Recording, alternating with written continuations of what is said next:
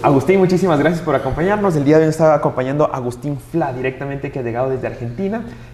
Agustín, gracias por compartir con nosotros. Quisiera conversar un poco y primero que nos cuentes un poco. Tú en la charla que estuvimos teniendo en estos días de seminario mencionaste varias veces a la Gafi y su función importante, pero antes quisiera que nos cuente un poco sobre qué es la Gafi. Bueno, en primer lugar, muchísimas gracias por la invitación a Ecuador. Me sentí muy a gusto. También a la Fundación Konrad Adenauer, que me ha tratado muy bien. Así que muchísimas gracias. Bueno, sintéticamente el Gafi, del cual yo fui el representante argentino durante un tiempo y después cuando trabajé, fui funcionario del Banco Mundial, me tocó ser observador en varias evaluaciones. El Gafi en principio es un club, fue creado como un club que creó el G7 en primer lugar para fijar los estándares de lavado de dinero. Después de los atentados del 11 de septiembre, se convierte además de el organismo rector y de emitir recomendaciones sobre lavado de dinero, también emite recomendaciones que en ese momento se llaman recomendaciones especiales sobre financiamiento de terrorismo. Esto fue a partir de una decisión política del Departamento del Tesoro de los Estados Unidos y a consecuencia de la resolución 1373 de las Naciones Unidas del 2001 que se dictó poco tiempo después de los atentados. Después, en el año, estoy sintetizando mucho, pero en el año 2012 la metodología cambió y como el Gafi en rigor de verdad no se lo conoce como un organismo, sino que se lo conoce como un mecanismo, porque no tiene, como tiene el Banco Mundial o el Fondo Monetario, un acuerdo constitutivo, sino que básicamente el mandato lo van fijando los países del G7 y los miembros plenos. Amplió de nuevo en el 2012 su mandato hacia la proliferación de armas de destrucción masiva. Entonces, hoy por hoy las recomendaciones del Gafi son sobre lavado de dinero, financiamiento de terrorismo y armas de destrucción masiva. Son públicas, son las que se conocen como las nuevas 40 recomendaciones. ¿Y estos mecanismos para Ecuador pueden, es decir, hay estas recomendaciones que se emiten para todos los países, ¿correcto? Sí. ¿Qué puede representar el comenzar a alinearse a estas recomendaciones? No, bueno, lo que en realidad esto es un mecanismo que se conoce como peer pressure y el mecanismo fundamental del Gafi, que hace plenarios 3 veces por año, el mecanismo que tiene como fundamental en realidad es la evaluación, lo que se conoce como evaluación mutua. Es mutua, esto es importante porque, digamos, así como miembros de la Secretaría del Gafi, ahora voy a explicar del organismo regional, porque Ecuador es miembro solamente del Gafilat, que es el organismo regional para América Latina, tiene, digamos, cuando a un país se lo evalúa, te evalúan miembros de la Secretaría del Gafi y o del Gafilat, y a su vez expertos que, por ejemplo, yo fui evaluado como argentino, pero después me tocó evaluar. Entonces, el grupo evaluador, que es el que hace el informe de evaluación mutua, está compuesto por funcionarios de otros países. Entonces, eso te hace estar, de alguna manera, como de los dos lados del mostrador. Con respecto a Ecuador, que estos días estuvo acá y estuve hablando con autoridades, y si bien fueron 4 días, pero fueron días muy activos. Bueno, en primer lugar aclarar esto, que el Gafi tiene por todo el mundo organismos regionales.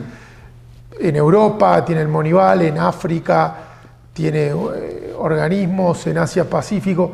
Hoy es muy raro que un país no sea miembro del Gafi. Si vos no sos miembro del Gafi, estás en lo que se conoce como la blacklist del Gafi, que está en Irán y Corea del Norte. O sea, esto también, desde el punto de vista del derecho internacional, fue algo muy significativo, porque si vos, por ejemplo, no sos miembro de la Organización Mundial de Comercio, no viene la OMS a decirte, bueno, a ver, te declaro país no cooperante, claro, o tu sistema financiero está en riesgo. Con el Gafi pasó esto, que desde el punto de vista del derecho internacional, y algo que yo hablé bastante hoy, el tema del soft law, es que si vos no sos miembro del Gafi o de algún organismo regional en donde tenés derechos, pero también tenés muchas obligaciones, que es básicamente adaptar todo tu sistema financiero, jurídico, a los estándares internacionales que te imponen el Gafi o el organismo regional.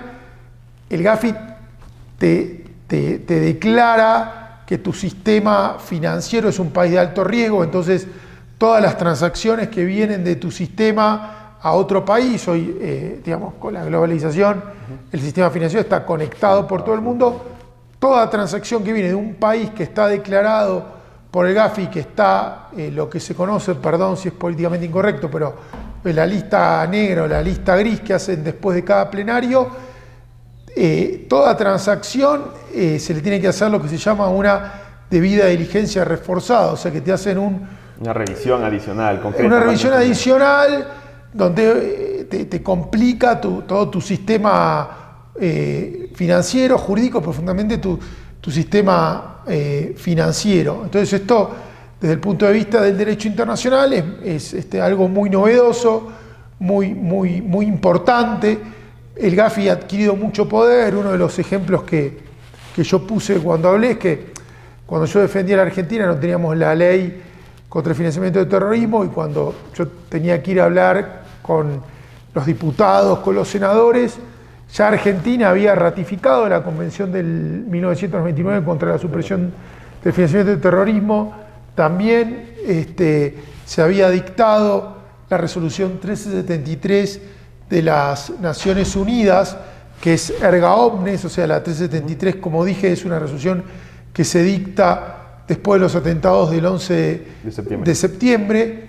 Y mi argumento, y el argumento era a los senadores y diputados que terminaron sancionando una ley, era si nosotros no tenemos una ley que tipifique el financiamiento del terrorismo, vamos a recibir una sanción del Gafi, cuando en realidad, que es un mecanismo de soft law, cuando ya antes habíamos ratificado como país la Convención de 1999 contra el financiamiento del terrorismo, y al ser parte de la ONU, erga omnes nos aplicaba la 373 de la resolución 373 de las Naciones Unidas. Entonces, esto es algo muy novedoso.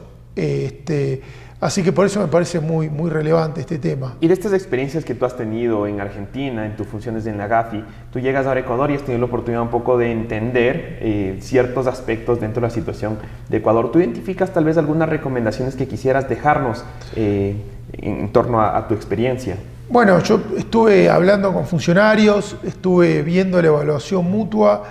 La evaluación mutua del Ecuador se hizo en la cuarta ronda de evaluaciones, en donde con las recomendaciones del 2012 se divide lo que es el cumplimiento técnico o normativo, si querés, de lo que son los 11 resultados inmediatos de la efectividad. Ahí Ecuador, si vos lees la evaluación, no es una mala evaluación, o sea, los resultados inmediatos tienen una calificación que en lugar de ser altamente efectivo, que es lo máximo, tiene de los 11, tiene una sola que es satisfactoria, que es la de cooperación internacional, el resto son moderados.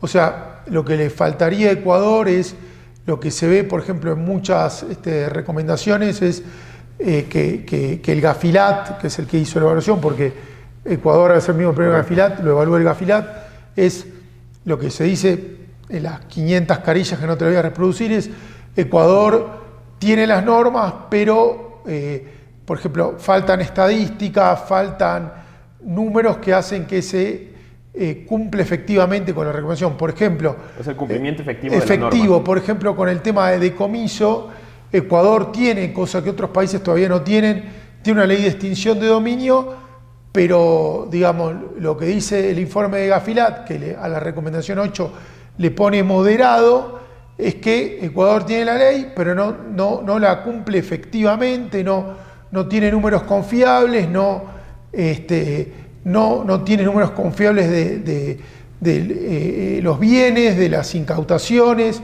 de la agencia que pueda administrar esto. Esto en el seminario lo discutimos bastante, el tema de cómo hacer para que sea más expeditivo, para que vos, si secuestrás los productos de de un delito de lavado, de cualquier otro delito de criminalidad organizada, no tengas autos, yates parados durante años, sino que esto pueda devolverse a la comunidad, digamos, si es dinero, construir escuelas, construir hospitales, hasta construir, no sé, canchas de fútbol para que jueguen los chicos, y si tenés autos, yates, que eso pueda ser usado de alguna manera para el desarrollo, para las fuerzas públicas, o sea, como que si todo esto tiene algún sentido es poder devolver a la comunidad, sobre todo en temas de desarrollo, el producto del delito. Perfecto, creo que reflexiones importantísimas. Agradecerte muchísimo por este espacio.